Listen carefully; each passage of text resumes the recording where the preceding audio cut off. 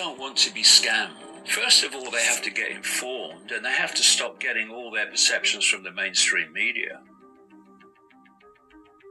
When you step back from mainstream sources and you look at alternative sources where narratives are being questioned instead of parroted and repeated, then you can start to see how the dots connect.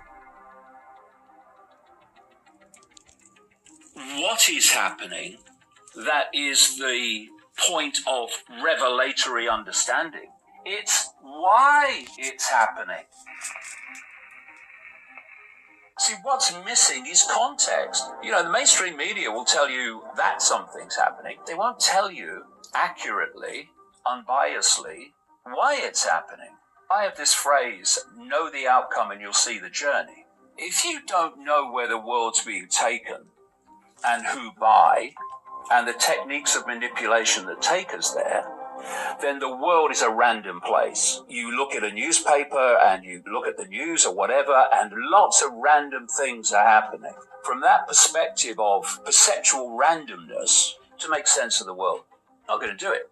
When you know where the world's being taken, you know basically who's taking us there, why, and the techniques of manipulation to take us there, suddenly randomness disappears, because what is random to most people becomes a very clear sequence of events that is taking us in a very obvious direction towards the outcome. One of the expressions, and very relevant to today, of this mind control, what they call trauma-based mind control, is that when someone's traumatized, in a state of anxiety, in a state of fear, they become massively suggestible.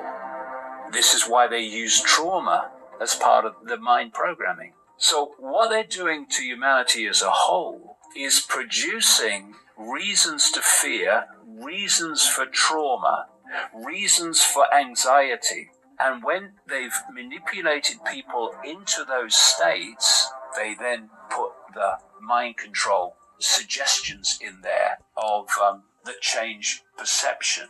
If you get someone, a lot of people watching this will have seen this in their own experience in the last few months. If you get someone so traumatized about a deadly virus, they become absolutely open to hypnotic suggestion, because this cult is not really targeting the conscious mind overwhelmingly. It's targeting the subconscious mind, which then filters through to become conscious perception. They put the suggestions in and change people's psyche. What's happened is that so many people in the last few months have been put under a hypnotic spell. And indeed, people are put through a hypnotic spell their entire lives. You go through the education system and then into the world of, where the media is telling you everything. It's a hypnotic spell that's being cast on the human race. And when people talk about people waking up, what does that mean? It means they wake up from the trance. They wake up from the spell. And so I meet so many people because of what I do. And what do they say? I woke up. It's exactly what happens. When you can put out information that's putting a different angle on everything, what you're doing is breaking the spell, because the spell is basically all that anyone's ever heard.